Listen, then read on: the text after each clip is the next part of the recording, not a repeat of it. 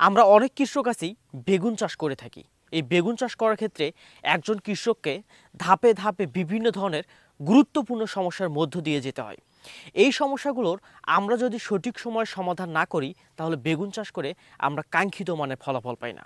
বিশেষ করে আমরা যারা নতুন কৃষক আছি বেগুন চাষ করার ক্ষেত্রে আমরা বিভিন্ন ধরনের ভুল করে থাকি। যে ভুলগুলো করার কারণে বেগুন চাষ করে আমাদেরকে একদম লস খেতে হয়। আজকে আমি আপনাদেরকে এটাই জানাবো কি সে ভুল, যে ভুল করার কারণে বেগুন চাষে আমরা কাঙ্ক্ষিত মানে ফলাফল পাই না।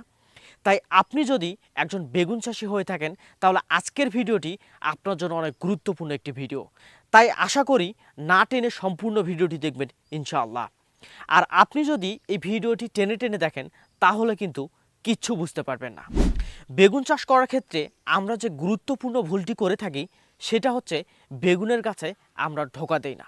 এই ঢোকা না দেওয়ার কারণে অতি বর্ষার কারণে এবং অল্প বাতাসের ফলে বেগুনের গাছ মাটিতে ঢলে পড়ে। একটা বেগুনের গাছ যখন মাটিতে ঢলে পড়ে তখন বেগুনের গাছে যে ফুল জ্বালাগুলো থাকে এই ফুল জ্বালাগুলো ঝরে পড়ে এবং নষ্ট হয়ে যায়, যার কারণে আমরা যে পরিমাণে ফলন আশা করে থাকি সেই পরিমাণে কাঙ্ক্ষিত ফলন আমরা পাই না। এই জন্য বেগুনের গাছে আমাদেরকে অবশ্যই ঢোকা দিতে হবে। এই ঢোকা দেওয়ার সময় আমাদেরকে অবশ্যই খেয়াল রাখতে হবে বেগুনের গাছের গোড়া থেকে একটু দূরে আমাদেরকে ঢোকাটা দিতে হবে, যাতে বেগুনের গাছ নষ্ট হয়ে না যায়।